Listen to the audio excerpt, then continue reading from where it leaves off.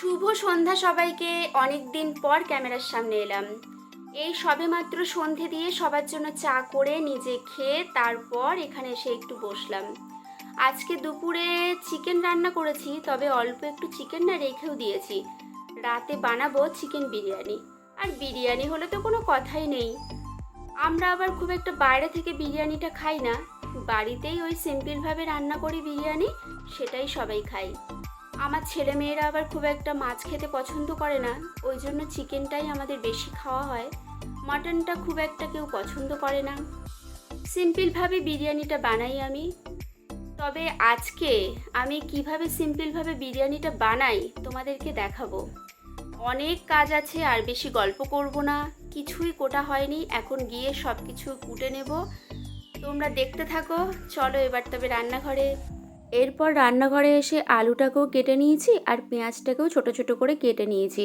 আর ফ্রিজে ছিল চিকেনটা, বাইরে ওই জন্য বের করে রেখে দিলাম। বিরিয়ানির চালটা তো সন্ধ্যেতেই ভিজিয়ে দিয়েছিলাম, হাঁড়ির মধ্যে জল বসিয়ে দিলাম গরম করার জন্য। প্রেসার কুকারে আলুটাও দিয়েছি আর চিকেনটা ছোট ছোট করে কেটে রেখে দিলাম। এখানে আলু সেদ্ধ হয়ে গেছে, অল্প একটু ফুড কালার দিয়েছিলাম, এখন তেলের মধ্যে ভেজে নিচ্ছি আলুটা। ওই তেলের মধ্যেই পেঁয়াজটাকেও দিয়ে দিলাম ভাজার জন্য, আর একটু বেশি করেই দিয়ে দিলাম বেরেস্তা করব।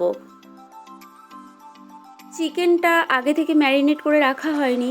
তেলের মধ্যে অল্প একটু পেঁয়াজ ভেজে আদা রসুন আর পেঁয়াজ বাটা আর হ্যাঁ কাঁচা লঙ্কাও দিয়েছি, সব কিছু দিয়ে লবণ দিয়ে একেবারে ঢাকনা দিয়ে একটু বসিয়ে দিলাম কিছুক্ষণের জন্য। আর যে পাত্রটার মধ্যে আমি বিরিয়ানিটা করব সেই পাত্রতে অল্প একটু ঘি মাখিয়ে ভালো করে রেখে দিলাম। আর একটু বড় জায়গায় নিলাম, কারণ নাড়তে বেশ একটু সুবিধাই হয়। আর দেখো ভাত তো আমার হয়েও গেছে, এখন একটু ভাতটাকে আলাদা জায়গায় ঠান্ডা করতে দেব। হাঁড়ি থেকে অর্ধেকটা ভাত এই পাত্রটার মধ্যে ঢেলে দিলাম ঠান্ডা করার জন্য, আর চিকেন থেকে অনেক জল বেরিয়েছে। এবার এদিকে একটু ঠান্ডা দুধ নিয়ে নিলাম, এর মধ্যে দিচ্ছি এখন ফুড কালার। আর আমি কোনো কেশর ব্যবহার করি না, কেওড়া জল আর গোলাপ জল দিয়েই বিরিয়ানিটা করি। আর আমি তো অল্প করেই ফুড কালারটা দিই বিরিয়ানিতে। চিকেন তো এখানে হয়ে গিয়েছে, যে ভাতটা ঠান্ডা করতে দিয়েছিলাম তার ওপর থেকে দিয়ে দিলাম বেরেস্তা। আর বেরেস্তাটা সবার প্রথমেই আমি দিয়ে দিলাম ভুল করে। আর এই বেরেস্তাটা খেতে না দিয়া খুব ভালোবাসে, ওই জন্য একটু বেশি করেই বানাতে হয়। এরপরে আলুগুলো ওই ভাতটার উপরে ভালো করে সাজিয়ে দিলাম। আর এই আলু একটু বেশি করেই আমাকে দিতে হয়, সবাই খুব পছন্দ করে বিরিয়ানির আলুটা। তারপর চিকেনটাও চারিদিক দিয়ে দিয়েছি আর অল্প কয়েকটা দিলাম কাঁচা লঙ্কা। তারপরে দিয়ে দিচ্ছি এখানে বিরিয়ানি মশলা।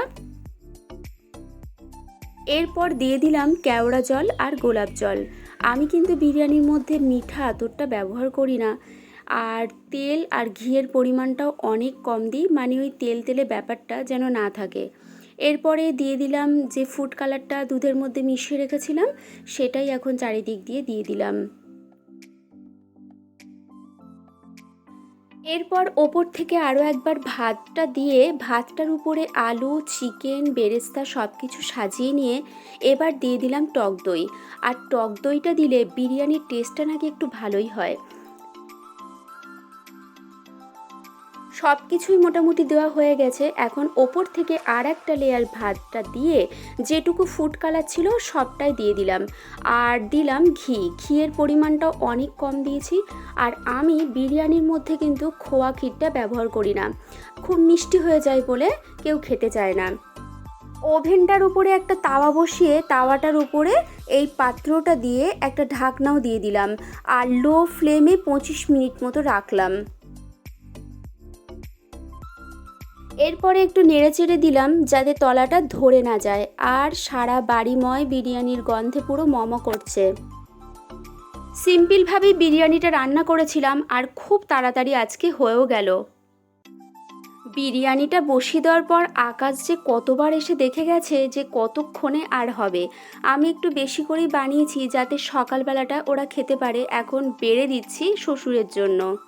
এখন প্রচণ্ড বৃষ্টি হচ্ছে, সবাই মিলে বসে পড়লাম খেতে। বাড়ির তৈরি জিনিসের একটা আলাদাই টেস্ট। বিরিয়ানিটা খেতে কিন্তু দারুণ হয়েছিল। ভিডিওটা তাহলে এই পর্যন্ত, আবার দেখা হবে নেক্সট একটা ভিডিওতে। টাটা।